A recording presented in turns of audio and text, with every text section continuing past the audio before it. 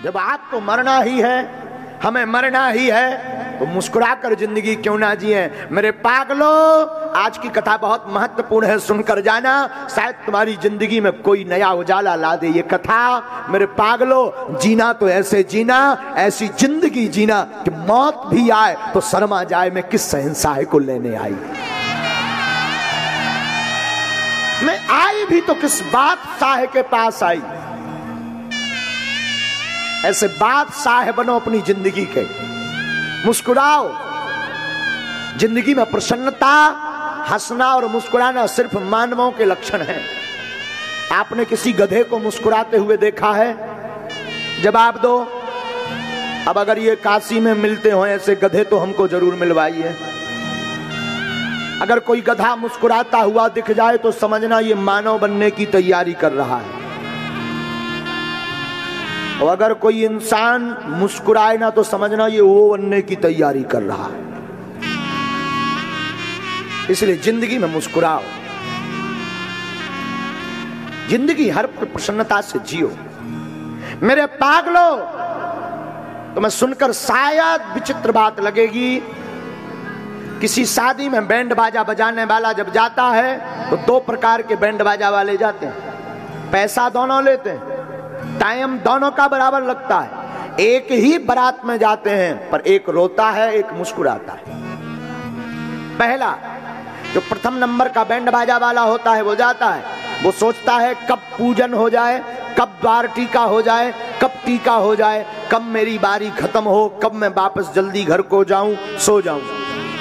उसे बार बार घड़ी याद आती है, बार बार उसे परेशानी होती है, बार बार मन में उसके उद्विग्नता होती, बार बार उसका मन खिन्न करता, बार बार उसका मन खींचता। तब तक कोई अगर नशेड़ी, दारूखोर या कोई बड़ा प्यारा सा बाराती दूल्हे का कोई दोस्त यार वार अब वो नाचने आ जाए तो उसका दिमाग खराब हो जाता। ये और आ गया, 1 घंटा खाएगा, अंदर ही अंदर खींच पड़ता, जोर जोर से ढोल बजाता है। लेकिन उसी ढोल बाजे में दूसरे नंबर का भी एक वादक होता है जो सोचता है रात तो खराब हो ही रही है, पैसा तो मिलना ही है, टीका होने के पहले छूटना नहीं है, शायद कोई पीने वाला नांगन डांस करने वाला मिल जाए तो क्या कहना प्यारे। और जहां कोई नांगन डांस करने वाला आ जाए तो वो नई नई ट्यूनिंग निकालना प्रारंभ कर देता है। ले और नाच में थका ना लूं तो मेरा नाम नहीं। एक रो रहा, एक हंस रहा, दोनों एक ही जगह खड़े हैं। ऐसे ही जिंदगी है मेरे प्यारे, एक मुस्कुरा कर निकालता है, एक रोकर निकालता है। आपके ऊपर है आप कौन से स्तर पर जीते हैं। इस भारत में, इस भूमि में, इस दुनिया में मेरे पागलों, आज तक जो भी मानव बनकर आए कोई ऐसा नहीं हुआ। एक हमारी प्यारी बात है, किसी के द्वारा सुनी है हमने। आपका लाखों का महंगा मकान बनाने वाला अक्सर बिना छत के सोता है। करोड़ों की आपकी गाड़ी चलाने वाला अक्सर रिक्शे से घर जाता है।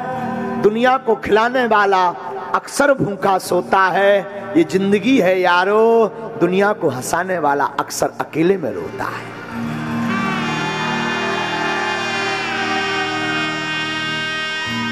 दुनिया का स्वभाव। इसलिए मेरे पागलों, मृत्यु को महोत्सव बनाओ। आज हम जब वापस जा रहे थे तब एक यात्रा जा रही थी, 100 राम नाम सत्य,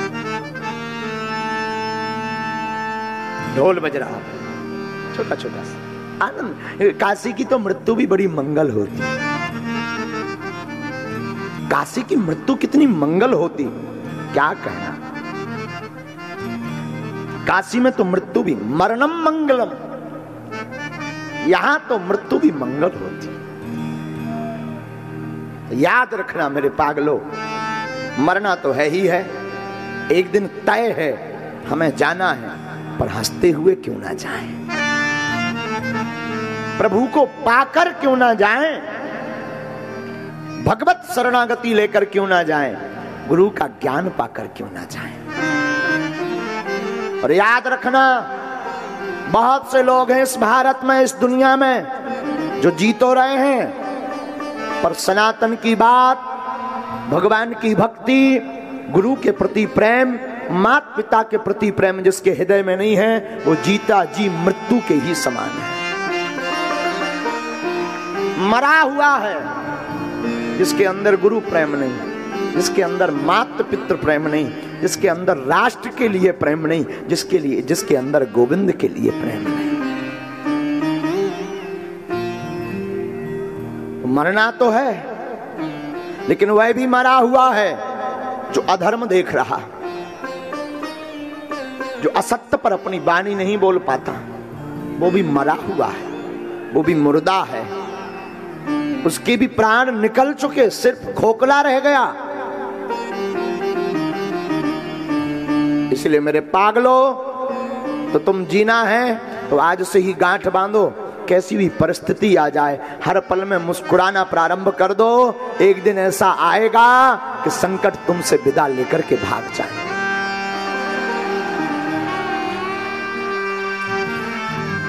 एक पुरानी वार्ता है, पुनः बोलूं तो अतिशयोक्ति नहीं है।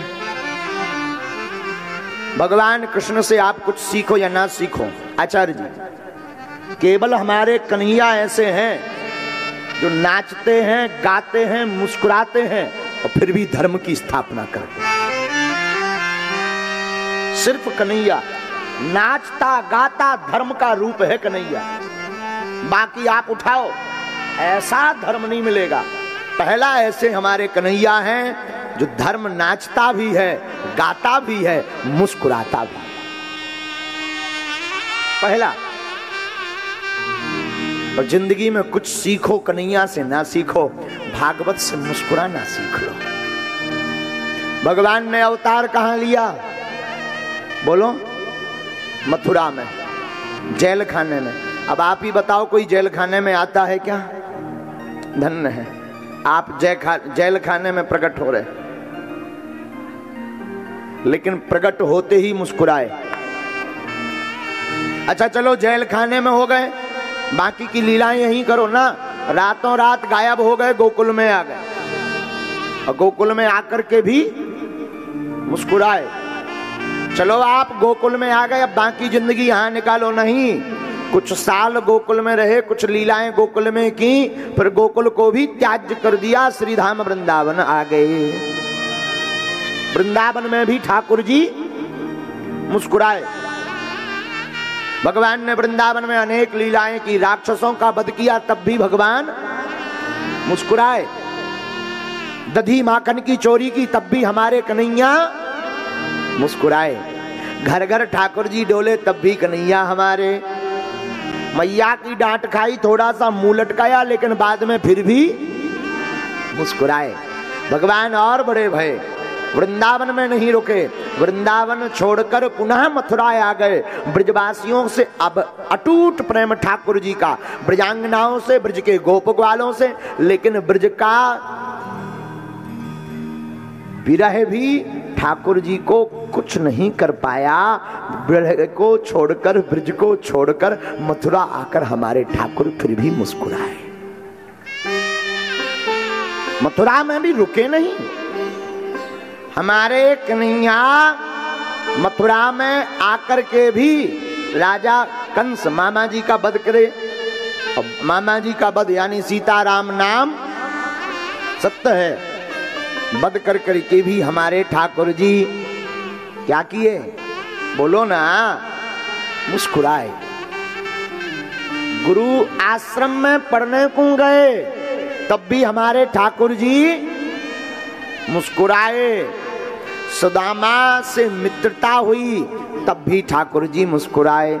जरासंध ने 17 बार आक्रमण किया, तब भी हमारे कन्हैया मुस्कुराए।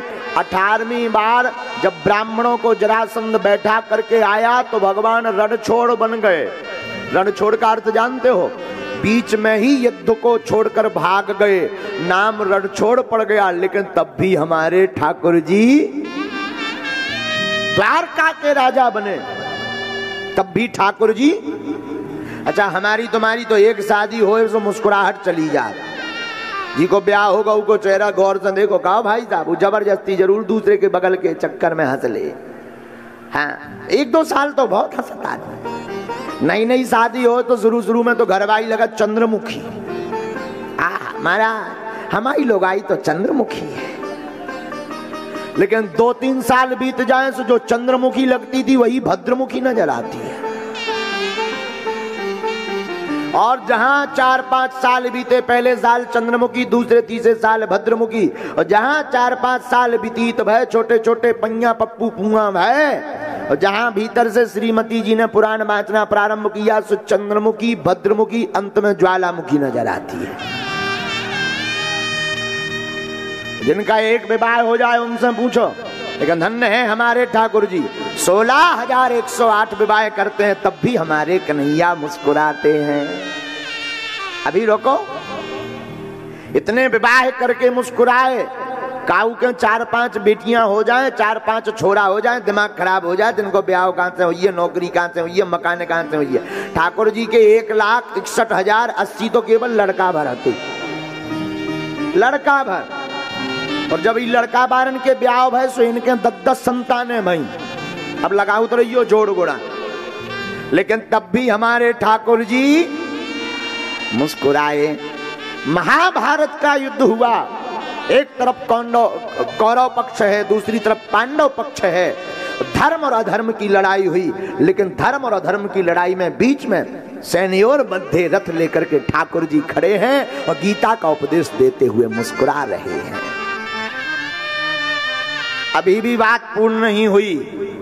ठाकुर जी जब लीला पूर्ण करने जाते हैं तो राम अवतार में जिस बाली का वध राम जी ने किया था, उसके ऋण को चुकाने के लिए उसी बाली के बाण को ठाकुर जी ने अपने शरीर पर लिया। 7 शरीर ठाकुर जी पूरे विश्व के ब्रह्मांड में कण कण में व्याप्त भये। लेकिन जैसे ही ठाकुर जी अपनी लीला पूर्ण करने लगे, तब भी हमारे कन्हैया क्या किए, बोलो, मुस्कुराए।